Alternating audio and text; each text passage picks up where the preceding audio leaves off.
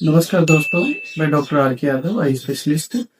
आज हम बात कर रहे हैं retinopathy in pregnancy induced hypertension. सबसे पहले प्रेगनेंसी इंड्यूस्ड हाइपरटेंशन क्या होता है?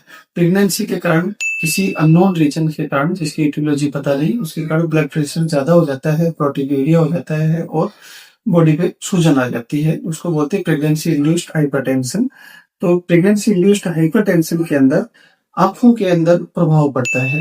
तो प्रेगनेंसी इंड्यूस्ड हाइपरटेंशन में आई के अंदर अ, ये प्रभाव पड़ता है कि इसके अंदर विजन जो होता है वो कंप्लीटली लॉस हो सकता है।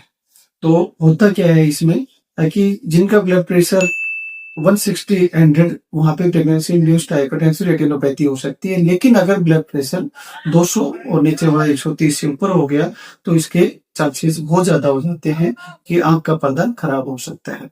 इसमें आंख के पर्दे के खराब कैसे होता है कि जो ब्लड वेसल्स होती हैं उनके अंदर सकड़ापन होता है, यानी कि परसिस्टेंटली वो स्पाज्म रह जाती है।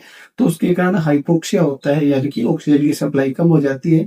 हाइपोक्सिया होने के कारण जो कॉटन वूल स्पॉट्स बनते हैं, उसके अलावा जो ब्लड फैल जाता है पर्दे के ऊपर, और उसके अलावा जो लंबे टाइम तक रह जाता है तो पर्दे के अंदर सूजन आ जाती है, जिसको मैकुलर स्टार कहते हैं। और कभी कभी कुछ केसेस के अंदर इसके अंदर जो पर्दा जो अपना बोलते हैं उसको एक्जुडेटिव रेटिनल डिटैचमेंट कहते हैं, यानी कि पर्दा वहां से हट जाता है और विजन लॉस हो सकता है।